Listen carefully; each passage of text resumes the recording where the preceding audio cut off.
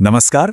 चलिए आज एक ऐसी कहानी पर बात करते हैं जो दिखाती है कि कैसे किसी की होशियारी ही उसकी सबसे बड़ी कमजोरी बन सकती है। ये कहानी सिर्फ ज्ञान की नहीं है, बल्कि इस बात की है कि उस ज्ञान का इस्तेमाल कैसे किया जाना चाहिए या फिर कैसे नहीं किया जाना चाहिए। सोचकर देखिए, हम सब अपनी जिंदगी में ऐसे किसी न किसी से जरूर मिले हैं जिसे लगता है कि वो सब कुछ जानता है। पर तब क्या होता है जब अपना ज्ञान दिखाने की ये आदत हद से आगे बढ़ जाती है? आइए इसी सवाल का जवाब एक बहुत ही दिलचस्प कहानी में ढूंढते हैं। तो हमारी कहानी शुरू होती है एक आर्मी ट्रेनिंग कैंप से, जहां एक बहुत ही अनोखा, बहुत ही अजीब नया सैनिक आता है। और ये जो प्रोफेसर वाली बात है ना, ये हमारे मेन कैरेक्टर प्राइवेट क्वेल्च पर एकदम सटीक बैठती है। वो एक ऐसा इंसान था जिसके पास ज्ञान तो बहुत था, लेकिन उसे दिखाने का वो कोई भी मौका नहीं छोड़ता था, भले ही इससे आसपास के लोग कितना भी परेशान क्यों ना हो जाएं। तो ये थे प्राइवेट क्वेल्च, लंबे दुबले पतले, चश्मा लगाए हुए, और बात करने का अंदाज ऐसा मानो कोई विद्वान बोल रहा हो। उसके साथी उसे मजाक में प्रोफेसर बुलाते थे, और उसकी सबसे बड़ी आदत थी हर किसी को हर बात पर टोकना, फिर चाहे सामने वाला कोई सीनियर ही क्यों ना हो। अब देखते हैं कि ये जो प्रोफेसर साहब थे, इनका ज्ञान असल दुनिया में कैसे काम आता था। उसका टोकने का ना एक फिक्स तरीका था। जैसे ही कोई इंस्ट्रक्टर कुछ भी समझाना शुरू करता, क्वेल्च की उंगली हवा में उड़ जाती और वो बीच में ही बोल पड़ता। और वो सिर्फ गलती नहीं बताता था, बल्कि ऐसी ऐसी गैर जरूरी जानकारी देता था कि सब हैरान रह जाते थे। इसका एक बहुत ही मजेदार उदाहरण देखिए।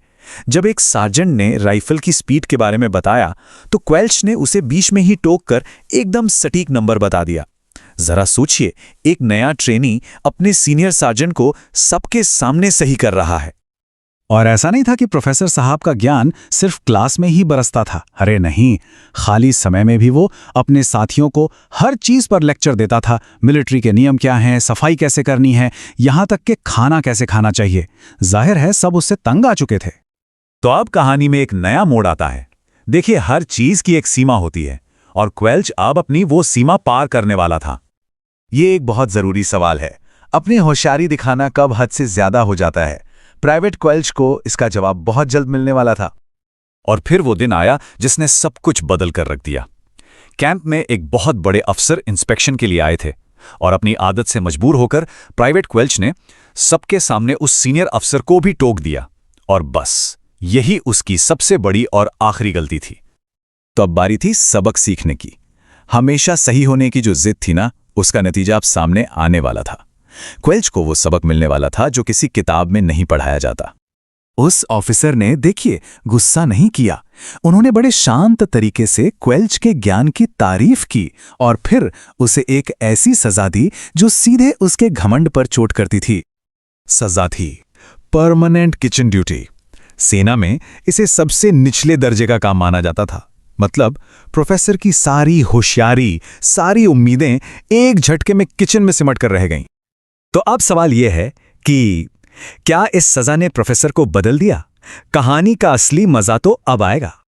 इतनी बड़ी सजा के बाद कोई भी सोचेगा कि भाई अब तो इंसान सुधर ही जाएगा, लेकिन क्या प्राइवेट क्वेल्च बदला?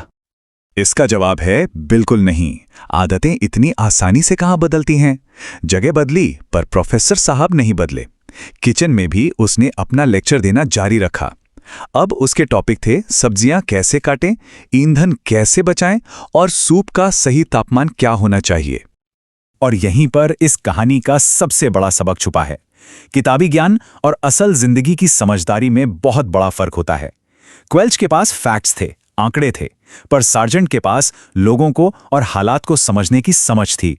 क्वेल्च अपने ज्ञान से लोगों को खुद से दूर कर रहा था, जबकि सार्जेंट अपनी समझदारी से सबका सम्मान और भरोसा जीत रहा था। तो हम घूम फिर कर उसी सवाल पर वापस आते हैं कि होशियार होना कब एक कमजोरी बन जाता है। प्रोफेसर की कहानी हमें बताती है, शायद तब जब ज्ञान के साथ विनम्रता और समझदारी ना जुड़ी हो। इस पर जरूर सोचिएगा।